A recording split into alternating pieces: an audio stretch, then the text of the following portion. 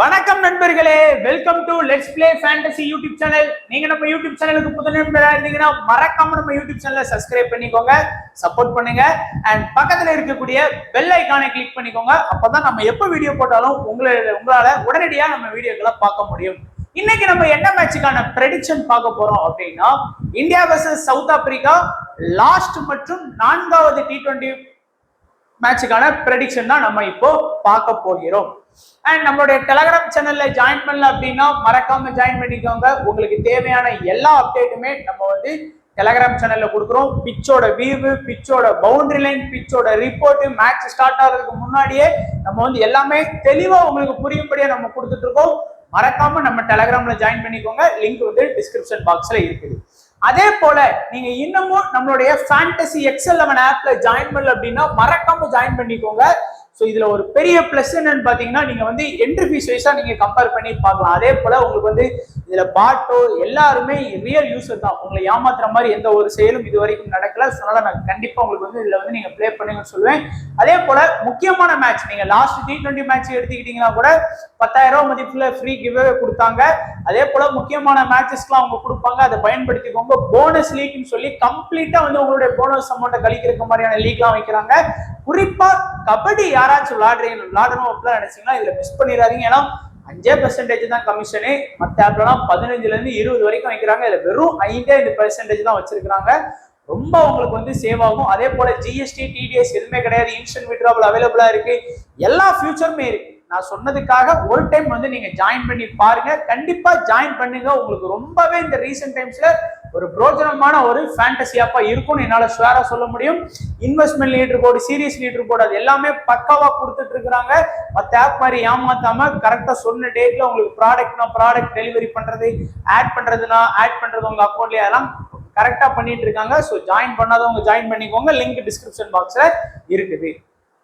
And pitch report, இன்னைக்கு மேட்சுக்கான pitch ரிப்போர்ட்ல என்ன சொல்லியிருக்காங்க அப்படின்னு பார்த்தோம் அப்படின்னா, பொதுவா இந்த கிரவுண்ட் ஜெனரலா பாத்தீங்கன்னா இந்த கிரவுண்ட் நல்ல பேட்டிங்க்கு சாதகமான கிரவுண்ட் அப்படின்னாங்க. அதே போலதான் நம்ம ரெக்கார்ட் எடுத்து பார்க்கும் போதும் 190+ நல்லா ஸ்கோர் பண்ணியிருக்கிறாங்க. ஒரு சராசரி ஆவரேஜ் நல்லா இருக்கு. 175க்கு மேலதான் ஒரு சராசரி ஆவரேஜாவே இருக்கு.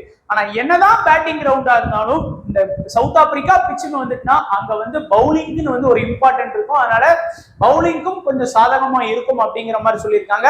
அதே போல பாத்தீங்க அப்படின்னா இந்த கிரவுண்ட்ல நல்லா ஹை ஸ்கோர் பண்ணி ஒரு சேலஞ்ச் பண்றோம் அப்படிங்கிற மாதிரி தான் இருக்கு. பட் ஸ்கோர் நல்லா ஹை ஸ்கோர் பண்ணியிருக்கிறாங்க. நீங்களும் ஒரு ஹை ஸ்கோர் என்கவுண்டர் மேட்சா இதுல இருக்கும் அப்படின்னு நீங்க எக்ஸ்பெக்ட் பண்ணலாம்னு சொல்லியிருக்காங்க. பட் இது போக அபிஷியல் பிச் ரிப்போர்ட் 8:30க்கு மேட்ச் ஸ்டார்ட் ஆகுதுன்னா 8 மணிக்கு டாஸ். நம்ம ஒரு 7:55ல இருந்து 8 மணிக்குள்ள நம்ம பிச்சோட பவுண்டரி லைன், பிச்சோட வியூ, டாஸ் எல்லாமே சேனல்ஸ்ல கொடுத்துருவோம். மறக்காம ஜாயின் பண்ணிக்கோங்க. அண்ட் ஓவராலா பாத்தீங்க அப்படின்னா நமக்கு டோட்டலா 32 மேட்ச் நடந்திருக்கு. இந்த பிட்ச்ல T20 இன்டர்நேஷனல் மேட்ச் பாத்தீங்கன்னா 32 நடந்திருக்கு. அதுல பேட்டிங் ஃபர்ஸ்ட் 16, பேட்டிங் செகண்ட் 16 ஈக்குவலா தான் இருக்கு. ஒன்னு பேட்டிங்க்கு சாதகம், ஃபர்ஸ்ட்டுக்கு சாதகமா இல்ல, பேட்டிங் செகண்டுக்கும் சாதகமா இல்ல, ஈக்குவல் சப்போர்ட்டோட இருக்கு. அண்ட் 0ல இருந்து 150ல 18 இன்னிங்ஸும், 150 to 169ல 12 இன்னிங்ஸும், 170 to 189ல 8 இன்னிங்ஸும், 190+ பாருங்க. கம்ப்ளீட்டா இருக்கிறதுல இந்த பொசிஷன் தான் ஸ்ட்ராங்கா இருக்கு. 190+ 26 இன்னிங்ஸ் ஆடிருக்காங்க. ஆவரேஜான ஸ்கோரா நீங்க 175ல இருந்து 190 வரைக்கும் எதிர்பார்க்கலாம் அப்படிங்கிறாங்க. ஹை ஸ்கோர் ஸ்ரீலங்கா ஸ்கோர் பண்ணியிருக்காங்க 260. லோ ஸ்கோர் பங்களாதேஷ் 83க்கு ஆல் அவுட் ஆயிருக்கிறாங்க. இப்ப டைரக்டா நம்ம ப்ரெடிக்ஷன் பார்க்கலாம். சோ முதல் T20 பயங்கரமான கிளீன் ஷீட், 2வது T20 ஸ்மால் லீக் பொறுத்த வரைக்கும் கிளீன் ஷீட், 3வது மேட்சும் ஒரு ப்ராஃபிட்டபிள் இதுதான். ஒரே ஒரு மிஸ்டேக் தான் பண்ணிட்டோம், நம்ம சிங்க எடுக்கல. இந்த பிஷ்னா இடத்துல லாஸ்ட் மேட்ச் சிங்க எடுத்திருந்தோம் அப்படின்னா 3வது T20 ultra mega clean sheet கிடைச்சிருந்திருக்கும். பட் இதுவும் ஒரு ப்ராஃபிட்டபிள் கேம் தான் 3வது T20 நமக்கு. ஏன்னா எல்லாருமே நம்ம மேக்சிமம் கவர் பண்ணியிருந்தோம். ஸோ இப்போ ஃபர்ஸ்ட் டாப் 6 அபிஷேக் சர்மா, அடுத்து சஞ்சு சாம்சன், சூரியகுமார் யாதவ், திலக் வர்மா, ஹர்திக் பாண்டியா, ரிங்கு சிங். இந்த டாப் 6ல நம்ம எப்பவும் போல நம்ம இம்பார்ட்டன்ட் லிஸ்ட்ல பாத்தீங்க அப்படின்னா ஹர்திக் பாண்டியா தான். சோ ஹர்திக் பாண்டியாக்கு அந்த டபுள் அட்வான்டேஜ். அது மட்டும் இல்லாம லாஸ்ட் மேட்ச்ல ஆவேஷ் கான் ஆடல, ரமன்தீப் சிங் ஆடினாரு. இன்னைக்கு மேட்ச்ல ஆடுறதுக்கு பாசிபிலிட்டி இருக்குமோன்னு எனக்கு தோணுது. இல்ல வேற ஏதாச்சும் ஒரு ஃபாஸ்ட் பவுலர் கூட எடுத்துருவாங்களோன்னு தோணுது. ஏன்னா ரமன்தீப் சிங்கால பேட்டிங் ஆப்ஷன் தான் பண்றாரு. அது பெருசா ஏதோ இல்ல, ஏன்னா பேட்டிங் நல்லாவே ஸ்கோர் பண்றாங்க இந்தியன் டாப் ஆர்டர்ஸ் வந்து. லாஸ்ட் மேட்ச் ஓரளவுக்கு ஆடிட்டாங்க. திலக் வர்மாலாம் ஸ்கோர் பண்ணிட்டாரு. 100 ரன் அடிக்கிறதுலாம் எவ்வளவு பெரிய விஷயம். சோ அதே போல பவுலிங் கொஞ்சம் வீக்கா இருந்தது லாஸ்ட் மேட்ச் நீங்க பாத்தீங்கன்னா. ஏன்னா இனிஷியலியும் ஹர்திக் பாண்டியா சிங் தான் அட்டாக் பண்ணாங்க. அது கொஞ்சம் மைனஸ் ஆயிருக்கு. ஏன்னா ஹர்திக் பாண்டியா வந்து சப்போர்ட்டிங் பவுலரா வந்தா பயங்கரமா இருக்கும். பட் அவர் மெயின் பவுலிங் ஆப்ஷன்ல வர்றது எனக்கு தெரிஞ்சு சரியா இல்ல. அதே போல டெத்லயும் அவர் தான் பவுல் பண்ணாரு. பயங்கரமா அடி வாங்கினாரு. கூட கொஞ்சம் அடிச்சிருந்தாங்க அப்படின்னா மேட்சை பினிஷ் பண்ணிருப்பாங்க போல அப்படிங்கிற மாதிரி இருந்தது.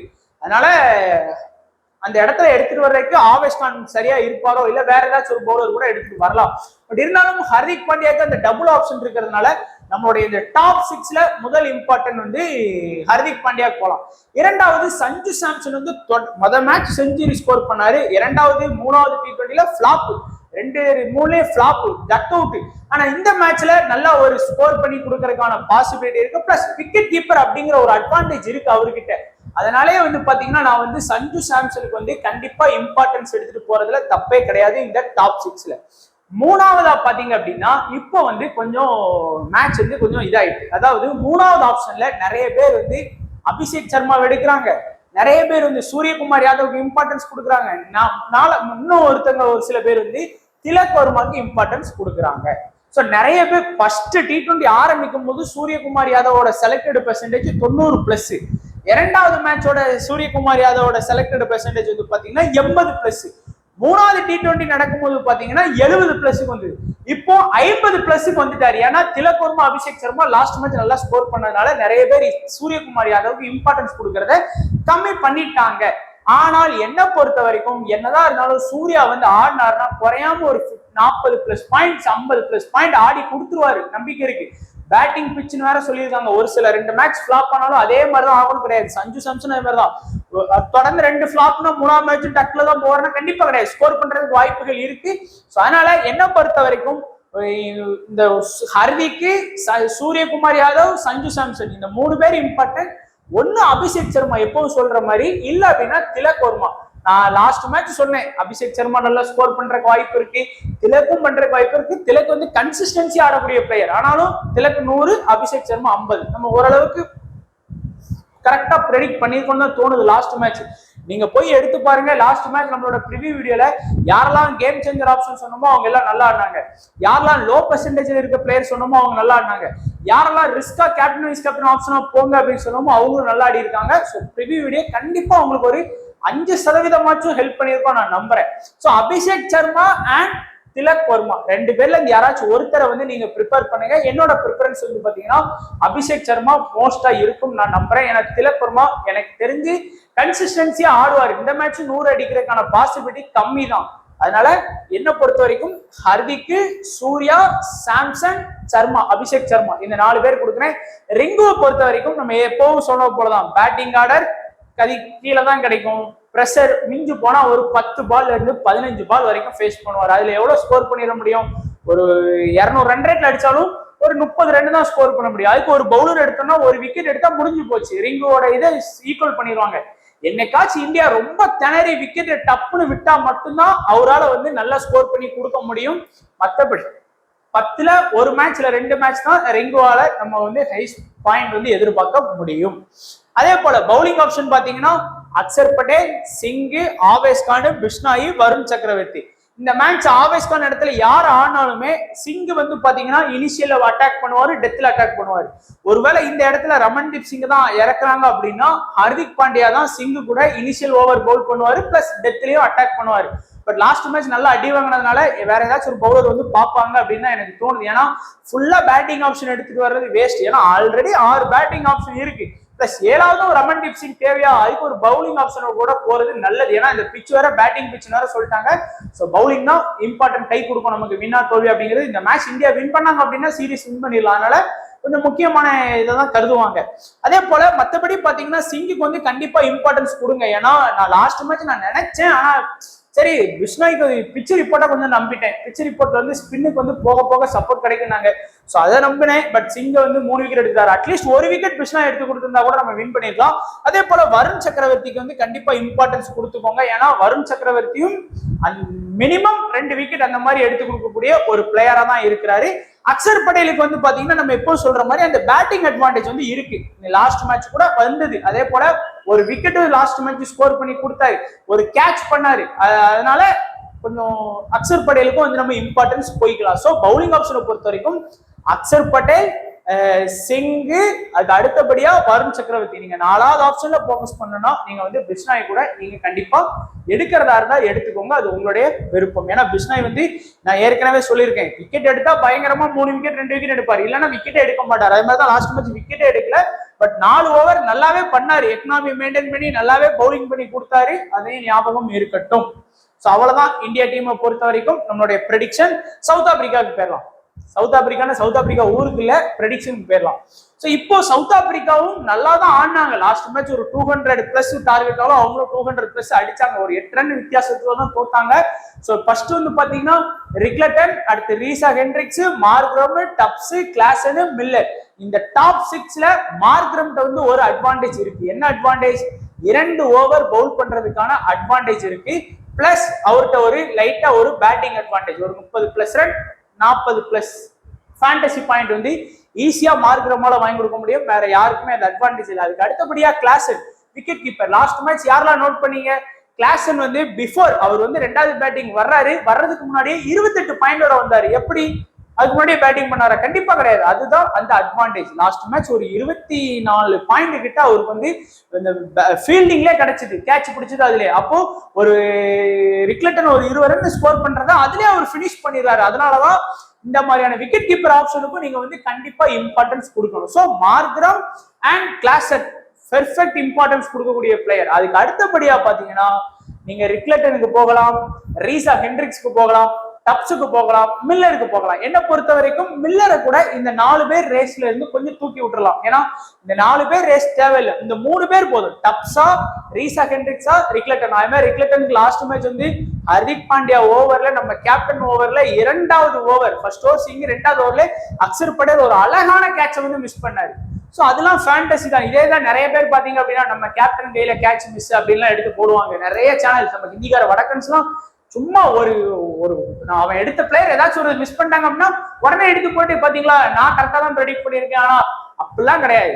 அவுட்புட்ல என்ன வருது அதுதான் மேட்ரு. ஏன்னா எனக்கும் ஹர்திக் இதுதான். அப்போ அந்த கேட்சை விடும்போது எனக்கே கஷ்டமா தான் இருந்தது. ஏன்னா அக்சர் பட்டேலே பிக் பண்ணிருக்கேன். அக்சர் பட்டேல் லோ பர்சன்டேஜ், அதுல ஒரு 8 பாயிண்ட் கிடைக்கும் அக்சர் பட்டேலுக்கு. ஹர்திக்கு 25 × 50+ பாயிண்ட் ஈஸியா வாங்கியிருப்பேன். ஆனா நேரம் சரியில்லை, என்ன பண்றது, அவ்வளவுதான் நினைச்சு போயிடும். அதை ஸ்கிரீன்ஷாட் எடுத்து போட்டுக்கிட்டு இல்ல அதை காட்டிக்கிட்டு அதுல என்ன கிடைக்க போகுது நமக்கு, அவ்வளவுதான். ஸோ ராசி தான் ஒரு இதுதான். ஸோ அதனால ரிக்லட்டனா, ரீசா ஹெண்ட்ரிக்ஸா, டப்ஸா, இந்த 3 பேர்ல யார் இம்பார்ட்டன்ட் அப்படின்னு பாத்தீங்கன்னா கடந்த ஒரு 5 மேட்ச் T20 ரெக்கார்ட் இந்த ஃபேண்டசி பாயிண்ட வச்சு ஆவரேஜா பாத்தீங்க அப்படின்னா ரிக்லட்டன் வந்து நல்லாவே பெர்ஃபார்ம் பண்ணியிருக்காரு. லாஸ்ட் மேட்சும் அடிச்சு பார்த்தாரு, பட் முடியல. பட் ஒரு செஞ்சுரி ஸ்கோர் பண்றதுக்கான ஒரு கெப்பாசிட்டி வந்து அவர்கிட்ட இருக்கு. ஒரு திலக் வர்மா எப்படி ஒரு 100 அடிக்கிறதுக்கு ஒரு வாய்ப்பு இருக்கோ அதே மாதிரி ரிக்லட்டனுக்கும் அந்த ஒரு சான்ஸ் இருக்கு. டே சிக்கிச்சுன்னா நொறிக்கிறாரு, டிகாக் மாதிரி தான். அதே போல் இல்லை அப்படின்னா நீங்க அந்த இடத்துல டப்ஸுக்கு வந்து நீங்க வந்து இம்பார்ட்டன்ஸ் போகலாம். ஸோ மார்க்ரம், கிளாசன், அடுத்து ரிக்லட்டன் இல்ல அப்படின்னா நீங்க வந்து அந்த இடத்துல டப்ஸுக்கு வந்து தாராளமா போகலாம். மில்லரை மட்டும் நான் அந்த ரேஸ்ல இருக்கிறேன்னா லோ ஆர்டர், திடீர்னு கொஞ்சம் லேட்டா தான் வர்றாரு, கொஞ்சம் அவசர ப்ரெஷர் டைம்ல தான் மில்லரை இறக்குறாங்க பெருசா. அதனால அவருக்கான அந்த வாய்ப்புங்கிறது கொஞ்சம் கம்மியா தான் இருக்குது. அதுக்கு அடுத்தபடியா சவுத் ஆப்பிரிக்காவோட பவுலிங் ஆப்ஷன் யான்சன், சிம்லைங்களே. அடுத்து வந்து பாத்தீங்கன்னா ஜெரால்டு கோட்ஸி லாஸ்ட் மேட்ச் பயங்கரமான அடி, 3 ஓவர் தான் பவுல் பண்ணாரு. லாஸ்ட் மேட்ச்லாம் வந்து பாத்தீங்கன்னா பெருசா அவரால் வந்து விக்கெட்டே எடுக்க முடியல. நல்ல ஃபர்ஸ்ட் 2 T20 நல்லா ஆனாரு, லாஸ்ட் T20 வச்சு செஞ்சுட்டாங்க அவரை வந்து. அதே போல மகாராஜ் நல்ல ஒரு மெயின் ஸ்பின்னர் ஆப்ஷன்ல இருக்காரு. சிம்மம்லா வந்து ஒரு fast bowling, young talented fast bowling, ஒரு 24 வயசு அந்த மாதிரி தான் ஆகுது. இதுல பாத்தீங்கன்னா நான் ஷுவரா சொல்லுவேன் யான்சனும் ஜெரால்டு கோட்ஸியும் தான் இம்பார்ட்டன்ட். ஏன்னா 2 பேரும் இனிஷியல் அட்டாக் பண்றாங்க, டெத்லயும் வந்து அட்டாக் பண்றாங்க. ஆனா லாஸ்ட் மேட்ச் அடி வாங்கினதுனால ஜெரால்டு கோட்ஸிக்கு வந்து டெத்ல கொடுக்கல. 2 மேட்ச் யான்சன் போல் பண்ணாரு, 1 ஓவர் வந்து இவர் பண்ணாரு, நம்ம சிப்பம்லா பண்ணாரு, இன்னொரு ஓவர் பாத்தீங்கன்னா சிமிலைன் வந்து பாத்தீங்கன்னா பண்ணாரு. அதனால கோட்ஸி வந்து அடி வாங்கிட்டாரு. மத்த ஓவரே முதல் ஓவர் யான்சன், 2வது ஓவர் அடி. ஏன்னா ஃபர்ஸ்ட் ஓவர் வந்து யான்சன் விக்கெட் எடுத்துட்டாரு சஞ்சு, 2வது ஓவர் அடி வாங்கினதுதான். லாஸ்ட் மேட்ச் நல்ல அடி வாங்கினார். பட் இருந்தாலும் இனிஷியல் பிளஸ் டெத்து குறைஞ்சது இவங்க 2 பேர்கிட்ட இருந்தும் 3ல இருந்து 4 விக்கெட் வந்து நீங்க எதிர்பார்க்கலாம். அதே போல லாஸ்ட் மேட்ச் யாரெல்லாம் வந்து மகாராஜுக்கு இம்பார்ட்டன்ஸ் கொடுத்தீங்க நீங்க நல்லா நோட் பண்ணுங்க. எல்லாருமே ஃபாஸ்ட். யான்சனே, சிமம்லே, அடுத்து வந்து பாத்தீங்கன்னா நம்ம சிமிலேன் போட்சி எல்லாருமே ஃபாஸ்ட். மகாராஜ் மட்டும்தான் ஸ்பின்னர்ல இருந்தாரு. அதனாலதான் நான் இம்பார்ட்டன்ஸ் கொடுத்தேன். 2 விக்கெட் வந்து ஸ்கோர் பண்ணி கொடுத்துட்டாரு.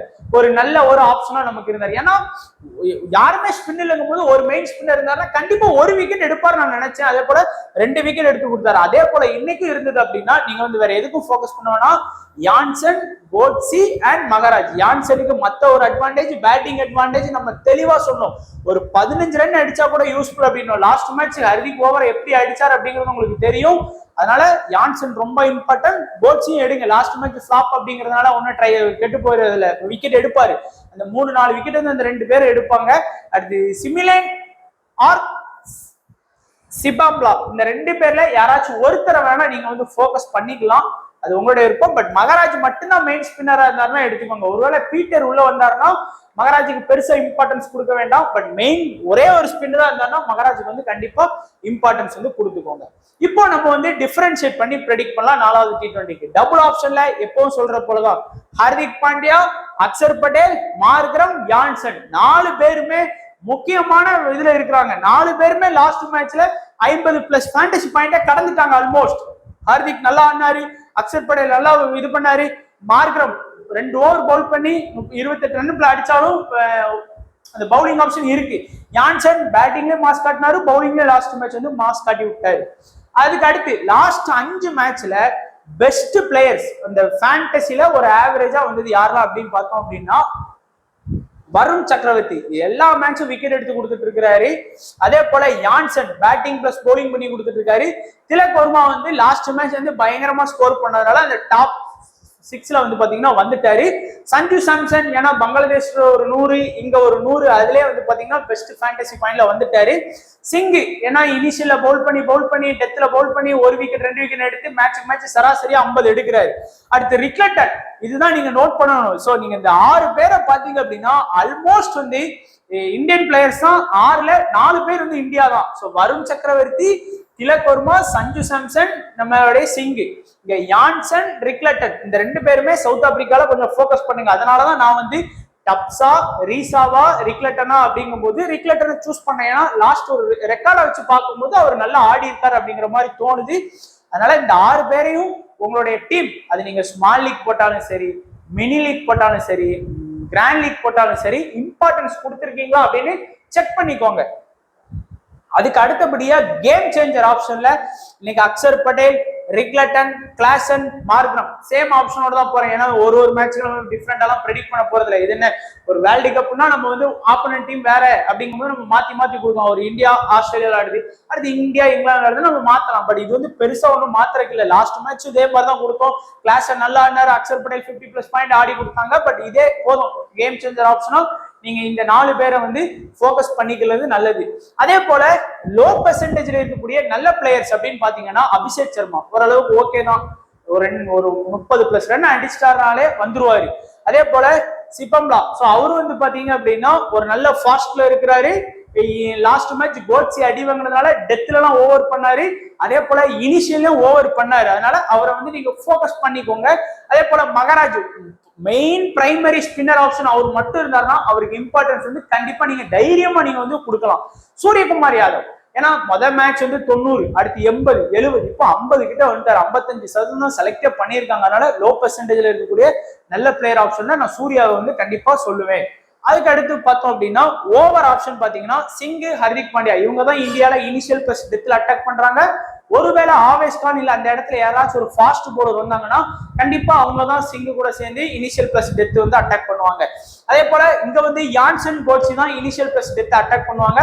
லாஸ்ட் மேட்ச் கோட்சி பால் கொஞ்சம் அடி வாங்கினதுனால அவர் வந்து டெத்ல அட்டாக் பண்ணல. சிமிலேனும் சிபம்லா தான் வந்து அட்டாக் பண்ணாங்க டெத்ல யான்சன் கூட சேர்ந்து. யான்சன் 2 ஓவர் பண்ணாரு. அவங்க ஆளுக்கு ஒரு ஓவர், லாஸ்ட் 4 ஓவர்ல 2 ஓவர் யான்சன், அவங்க ஆளுக்கு ஒரு ஓவர் 4 ஓவர் கம்ப்ளீட்டா முடிச்சுட்டாங்க. சோ ஓவர் ஆப்ஷன் இதுதான்.